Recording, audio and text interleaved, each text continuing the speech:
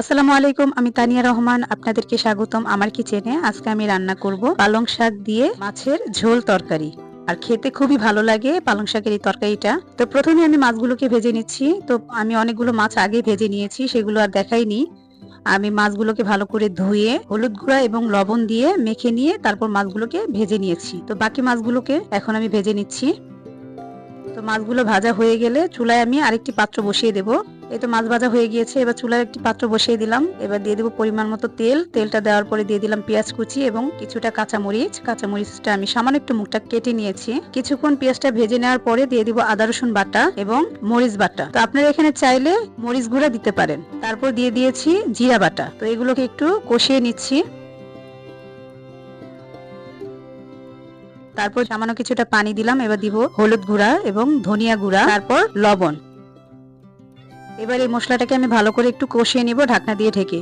তো আপনাদের কারো কাছে যদি আমার ভিডিও ভালো লেগে থাকে তাহলে লাইক কমেন্ট করে দিবেন এবং সাবস্ক্রাইব করে আমার পাশেই থাকবেন। তো মশলাটা কষানো হয়ে গিয়েছে, এবার আমি দিয়ে দিব ভালো করে কেটে ধুয়ে রাখা আলুটা দিয়ে কিছুক্ষণ কষিয়ে নিব।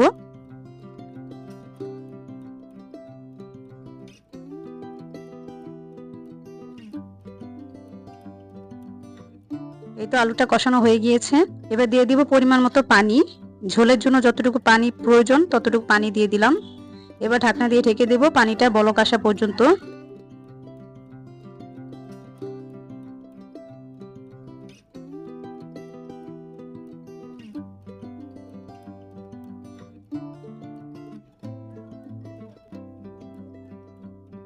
এই তো পানিটা বলক এসে গিয়েছে, এবার দিয়ে দিব শাকগুলো, পালং শাকগুলো। তো পালং শাকগুলো আমি আগে থেকেই কেটে ভালো করে ধুয়ে নিয়েছিলাম এবং পানি ঝরিয়ে নিয়েছি। এবার শাকগুলো দিয়ে একটু নেড়ে চেড়ে দেবো। এই শাকগুলো থেকে কিন্তু আবার পানি ছাড়বে।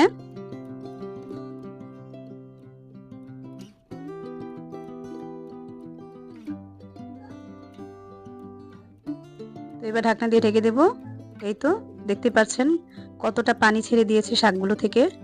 এবার কিছুক্ষণ রান্না করে নিব।